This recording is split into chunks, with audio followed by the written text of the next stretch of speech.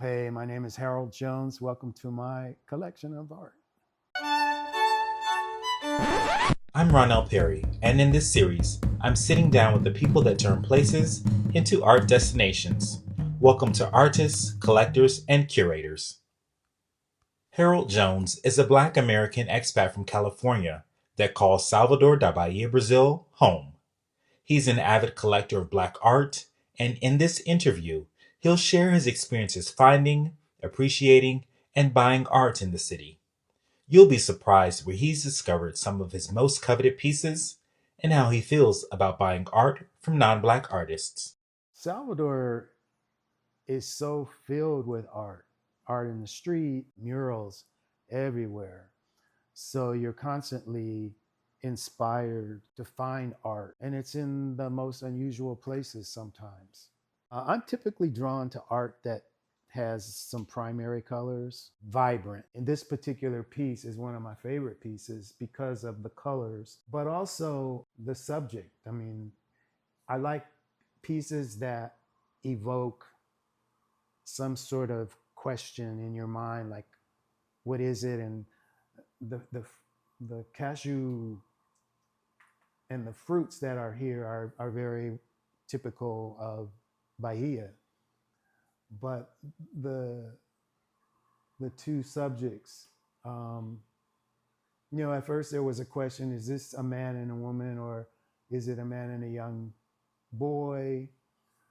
It raises questions, and I like art that causes a person to try to create their own story about what that particular piece is. It's one of my favorite pieces. It's one that seems to attract the most attention when people come. They kind of look at it and they want to know what fruit this is and where did I get it? And it's a kind of interesting story. This particular artist was visiting Salvador for a period of time. He's Brazilian, but he's from Rio.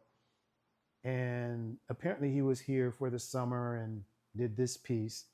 It ended up in a small place in Pelourinho that has a lot of art. And this particular piece was hanging amidst, I would say, hundreds of other pieces, because this particular place has just tons and tons of art. Some of it's good, some of it's like not good. I mean, it's just basic. But this piece it stood out, I think, because of the colors and then the subject. And I immediately was drawn to it and was able to get it. Only later to learn that he's fairly well known. I find Salvador to be very rich in terms of finding art. I saw a mural in Pelourinho on the wall. It was huge. It just immediately caught my attention. And I said, oh, I would love to have some art by that, whoever did that. And it was in front of an old leather shop. And I went into the store and I asked the woman if she knew who had done the mural just outside of her store. And she said, oh, yeah. He said, that's Edmundo. And I said, do you know where I can find him? And she said, he's in the back sleep. So I said, really? She said, you want to talk to him? And I said, no, I don't want to wake him, but I'll come back when he's awake. She said, no, no, let me go get him. So she goes in the back and this old man comes out. He came out and we sat and talked for probably 30 minutes. And as I was sitting there, I saw a piece across on the floor, dusty and dirty. And I asked him if that was some of his work. And he said, yes. He showed me the piece. And he said, it's not really, I wasn't selling it, but it's just stacked up there with some other paintings. And I fell in love with it and asked him if he could clean it up and could we agree on a price. He gave me a price. And he told me that a lot of his work is in some of the galleries in Salvador. So I said, well, let me check out who this guy is. So the next day I did some gallery hopping. And sure enough, he had a lot of work and very, very expensive. But the piece that I saw was special because he was there and he introduced me to it and he sold it to me. But it's one of my favorite pieces and it has the same vibrant primary colors, red, yellow, green, blue. The style of the work, it's kind of cubism, looks very, very modern. And I love that. And it has a kind of a Picasso touch to it. And a lot of the artists here pick up on that style. Art is not always in studios or galleries. Sometimes, it's in unusual marketplaces. It could go into a gift shop. I went into one gift shop and there was a piece on the wall. And this is not a place that sold art, but I was drawn to the piece of art. And clearly it was neglected because it was all dirty and dusty. And I asked them if that was for sale. And they said, no, that's just up there. And I said, would you consider selling it? And they said, sure. I took it down and it's one of my favorite pieces. Things like that, you just have to have an eye. And when you see something that connects with you, it calls your name. Because I'm sure many people walked in there and ignored that obscure piece. But once you take it, brush it off and take it home. And I think one of the things that disappoints me about Salvador in that regard is I've never seen a place where you could go. For example, in Rio, there are art fairs in the parks. Like there's a hippie fair in Ipanema, various locations in the city where artists have an opportunity to show their wares. I've not seen that in Salvador, and it maybe exists, but I haven't found one yet.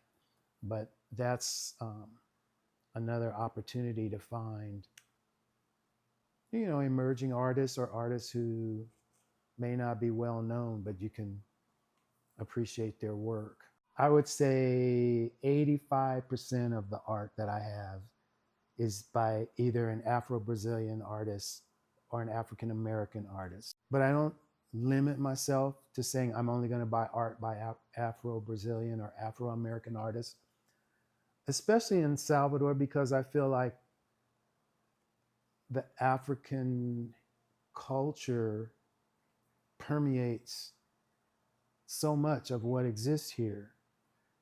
And I would like to think that some of the art that I've purchased, and it's not that much, but by non-Afro-Brazilian artists, seems to have a touch of African culture coming through it. So they're drawing from the rich heritage and the rich culture that it is celebrated here. I think artists are just created that way and draw from their environment. I can't put it in the same category as, say, certain businesses. I don't see it in the same light. I think the other piece of that is, for me, I'm less likely to barter or bargain with an artist, an Afro-Brazilian artist. I feel like they earn and they deserve the value that they've placed on their work. So I don't do a lot of like back and forth with them. If it's in a gallery, perhaps. But if I'm buying from the artist and he has a price, I don't try to dicker with him over how much he's going to get, because I feel like he's earned it and he deserves it. If I can't afford it, then it's a nice piece and I like it.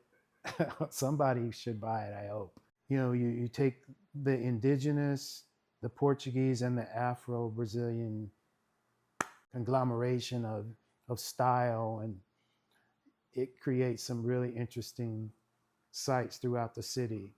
And I think that's what I've come to appreciate about the art that I've selected. It's not all Afro-Brazilian. I have some other pieces that, like I just got a piece by Mario Cravo, which is probably like a special purchase for me. But even though it's not Afro-Brazilian, it still has sort of an Afro sense about it. And I don't think anybody can live here who's creative, who can't draw from the Afro or the African roots that exist in the city, or the African influence. I purchased it at a gallery. I went in the gallery. It's a new gallery in what is that area? Commercial? Praça de Ser, Bittencourt. a lot of art by all Brazilian artists, many Afro-Brazilian artists. But this particular piece was hanging and it resonated with me. It was kind of one of those pieces you look at and you say, "Oh, I'd love to have that." But I looked at the price and I thought, I don't think so. But it's really, really beautiful.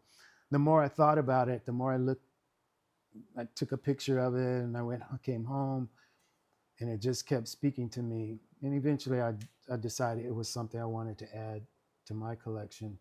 But it's by Mario Cravo Jr. And he has a lot of art throughout Salvador, big sculptural pieces. And um, to have this is really special. But I just like the subject and I like the three-dimensional aspects of it. It just sort of comes off. And maybe the blackness just makes it work for me. And that's an artist who I think the African influence is manifest in his work. It's not looked at as Afro-Brazilian art because it's not, but you can definitely see the influence of the African or Afro-Brazilian culture in his work and his larger pieces for sure. So I'm really proud to have this piece in my collection. And